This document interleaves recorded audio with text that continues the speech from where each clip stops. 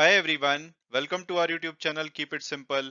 आज के वीडियो में हम बात करेंगे आदित्य बिरला कैपिटल और आदित्य बिरला सन लाइफ एएमसी के बारे में, जिनके यहाँ पे विसल ब्लोअर्स ने कुछ आरोप लगाए हैं और इसके चलते कल इनके शेयर्स में भारी गिरावट देखी गई। तो आज के वीडियो में हम इस टॉपिक को डिटेल में समझेंगे और ये भी बात करेंगे कि भाई इन आरोपों के बाद कंपनी का क्या कहना है और क्या हमें करंट प्राइस पे इन शेयर्स को लेना चाहिए या नहीं। और आगे बढ़ने से पहले अगर आपने अभी तक चैनल को सब्सक्राइब नहीं किया तो प्लीज सब्सक्राइब करके हमें मोटिवेट कीजिए। तो सबसे पहले अगर बात की जाए कि भाई आदित्य बिरला कैपिटल करती क्या है, तो आदित्य बिरला कैपिटल आदित्य बिरला ग्रुप की एक कंपनी है।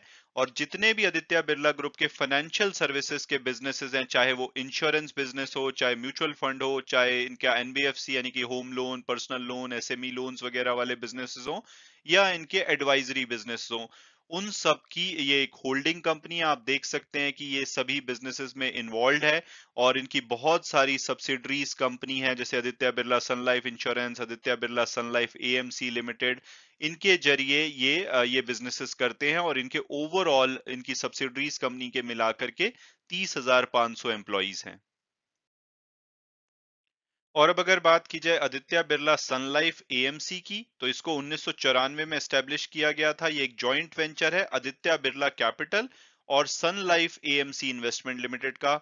और अगर अब भारत की टॉप एएमसी यानी कि एसेट मैनेजमेंट कंपनी की बात करेंगे, तो आदित्य बिरला सन लाइफ म्यूचुअल फंड चौथे नंबर पे आती है। इनकी लगभग 2,96,000 करोड़ रुपए की असेट अंडर मैनेजमेंट है। पहले नंबर पे आपको यहाँ पे एसबीआई दिखेगी, फिर आईसीआईसीआई प्रू, फिर एचडीएफसी म्यूचुअल फंड, और उसके बाद आपको आदित्य बिरला और कोटक महिंद्रा एएमसी दिखेंगे। और अब अगर बात की जाए कंपनी में लेटेस्ट डेवलपमेंट की, तो कल यानी कि 16 मई को आदित्य बिरला कैपिटल का जो शेयर है लगभग 5% गिर के 95 रुपए 30 पैसे के प्राइस पे बंद हुआ था। और इस गिरावट की वजह थी कि विसल ब्लोअर्स ने आरोप लगाए थे कि कंपनी में मिसमैनेजमेंट हो रहा है और करप्शन हो रहा है। मॉर्निंग कॉन्टेक्स्ट जो कि एक रिसर्च और मीडिया कंपनी है, इन्होंने अपनी एक रिपोर्ट में पब्लिश किया था कि जो कंपनी के सीईओ हैं अजय अजय श्रीनिवासन, इनको अपनी पोस्ट से हटा दिया गया था आदित्य बिरला कैपिटल के बोर्ड के द्वारा, क्योंकि आदित्य बिरला जो इनकी सन लाइफ एएमसी यानी कि म्यूचुअल फंड आर्म है, उसमें इनसाइडर ट्रेडिंग हो रही थी, फ्रंट रनिंग हो रही थी। फ्रंट रनिंग आपको पता होगा कि एक्सिस बैंक में भी अभी कुछ लोगों पे आरोप लगे थे कि वो म्यूचुअल फंड की तरफ से कोई शेयर्स को खरीदने या बेचने से पहले अपने पर्सनल अकाउंट से उन शेयर को खरीद और बेच रहे थे, ताकि जब बहुत बड़ी मात्रा में जब म्यूचुअल फंड की तरफ से उन शेयर में ट्रेडिंग की जाए तो उसका फायदा उठाया जा सके। तो सिमिलर आरोप विसल ब्लोअर्स ने यहाँ पर भी लगाए थे कि आदित्य बिरला सन लाइफ एएमसी में भी हो रहा है, और इसकी वजह से इनके दोनों के ही कंपनीज के शेयर में गिरावट देखी गई 5% के आसपास आदित्य बिरला कैपिटल में। और आदित्य बिरला सन लाइफ एएमसी जो कि दूसरी एक लिस्टेड कंपनी है, उसमें भी लगभग 8% की गिरावट देखी गई थी। विस्टल ब्लोअर ने जो आदित्य बिरला का बोर्ड है उनको एक लेटर लिखा था और उसमें बताया था कि भाई आप ए बाला सुब्रमण्यम, जो आदित्य बिरला म्यूचुअल फंड यानी कि आदित्य बिरला सन लाइफ एएमसी के सीईओ है, इनको आप इन्वेस्टिगेट कीजिए। साथ साथ में जो कंपनी के चीफ इंफॉर्मेशन ऑफिसर है महेश पाटिल, उनके अगेंस्ट भी इन्वेस्टिगेशन की इन्होंने रिक्वेस्ट करी थी। और जो ए बाला सुब्रमण्यम है, ये एमफी जो कि association of mutual fund of India है, उसके भी चेयरमैन है। और इसके अलावा इसमें एक गिरीश पाटिल का भी नाम दिया गया था कि भाई उनके अगेंस्ट भी इन्वेस्टिगेशन होनी चाहिए, जो कि एक सीनियर इक्विटी ट्रेडर थे इस फंड हाउस में। और इस एलिगेशन ये तब आ रहे हैं जबकि अभी पीछे एक्सिस म्यूचुअल फंड में भी एलिगेशन आए थे, जिसपे मैंने एक वीडियो बनाया था कि वहां पे दो एम्प्लॉइज इन्वॉल्व थे जो कि फ्रंट रनिंग कर रहे थे। और इसकी वजह से जो दलाल स्ट्रीट है उसमें म्यूचुअल फंड कंपनीज को लेकर के काफी ज्यादा नर्वसनेस हो गई, और आपने देखा होगा कि सभी म्यूचुअल फंड कंपनीज के शेयर में काफी ज्यादा दबाव देखा जा रहा था। और इन सब वजहों से आदित्य बिरला सन लाइफ का भी शेयर 8% के आसपास गिरा। और अब अगर बात की जाए कि भाई इस मामले में कंपनी का क्या कहना है, तो कंपनी ने जो भी आरोप इनके ऊपर लगे थे उनके जवाब में बोला है कि जो श्रीनिवासन को हटाया गया है इनके पद से, एक्चुअली में उनको हटाया नहीं गया, वो एक नए रोल में ट्रांजिशन हो रहे हैं, जो कि आदित्य बिरला ग्रुप लेवल पे ही एक नया रोल है। क्योंकि उन्होंने खुद ही एक्सप्रेस की थी अपनी डिजायर कि वो कुछ नया करना चाहते हैं, क्योंकि पिछले 14 साल से वो सीईओ थे आदित्य बिरला कैपिटल के। तो उनकी मर्जी से ही उनको एक नए रोल में मूव किया गया है।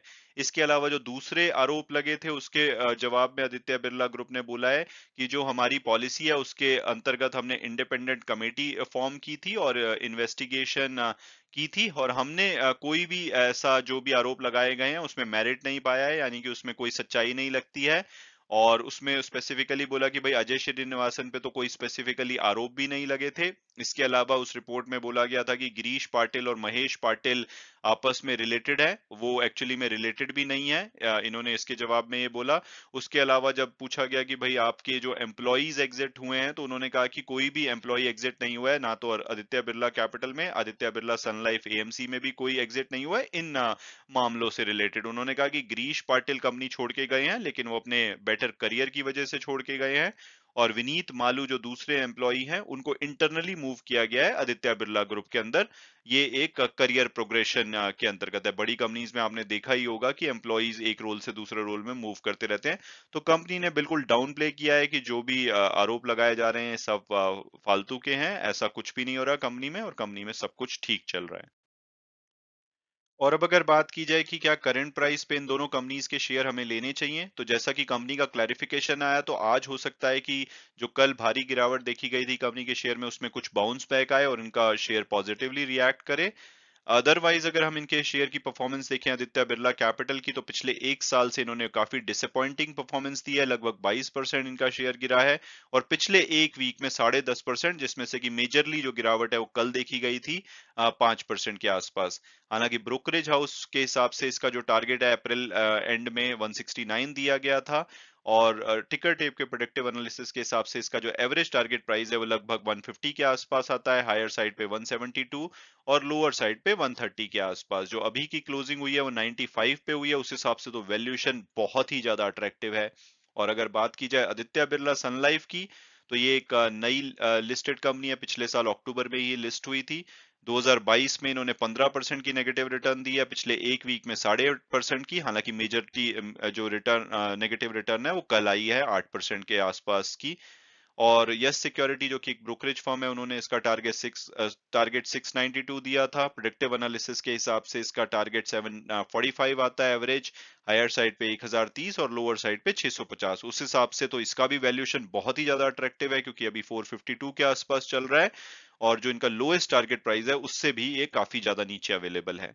और अगर फंडामेंटल और पीयर्स एनालिसिस की बात की जाए, तो एबी कैपिटल और बजाज फिनसर्व जिनके की बिजनेसेस सेम है, हालांकि बजाज फिनसर्व एक बड़ी कंपनी है, आदित्य बिरला कैपिटल एक स्मॉल कंपनी है, 23,000 करोड़ रुपए के आसपास का मार्केट कैपिटलाइजेशन है, लेकिन वैल्यूएशन अगर पीई और पीबी रेशियो के हिसाब से देखें तो बहुत ही अट्रैक्टिव है इनका बजाज फिनसर्व के मुकाबले में। हालांकि उनके एग्जैक्टली कंपेरेबल कंपनी नहीं है, लेकिन वैल्यूएशन अट्रैक्टिव है, रिटर्न ऑन इक्विटी 8% के आसपास की है, प्रॉफिटेबल कंपनी है, तो डेफिनेटली प्राइस वाइज अच्छी है।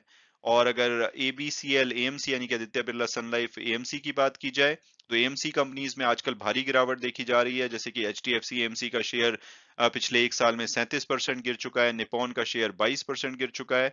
और इस हिसाब से अगर इनकी मार्केट कैपिटलाइजेशन देखा जाए तो बहुत ही स्मॉल कैप कंपनी है, 13,000 करोड़ रुपए का मार्केट कैपिटलाइजेशन है। पी और पीबी रेशियो इनके अट्रैक्टिव है दूसरी म्यूचुअल फंड कंपनीज के मुकाबले में, और ओवरऑल चौथी लार्जेस्ट कंपनी है भारत की। और रिटर्न ऑन इक्विटी अच्छी है, प्रॉफिटेबल कंपनी है। तो अगर मेरी पर्सनल ओपिनियन पूछी जाए, तो मुझे लगता है कि दोनों ही कंपनीज के शेयर को कंसीडर किया जा सकता है करंट प्राइस पे भी, या किसी भी गिरावट पे। अगर आपको इनके बिजनेसेस में विश्वास है तो आने वाले टाइम में आपको अच्छी रिटर्न दे सकते हैं। हालांकि वीडियो क्लोज करने से पहले मैं हमेशा की तरह डिस्क्लेमर दूंगा कि जो भी व्यूज है वो मेरे पर्सनल है। अगर आप किसी भी शेयर में इन्वेस्ट करना चाहते हैं तो अपने फाइनेंशियल एडवाइजर और अपनी फर्दर रिसर्च के बेसिस पे ही कीजिए। Thanks so much for watching the video and God bless you all.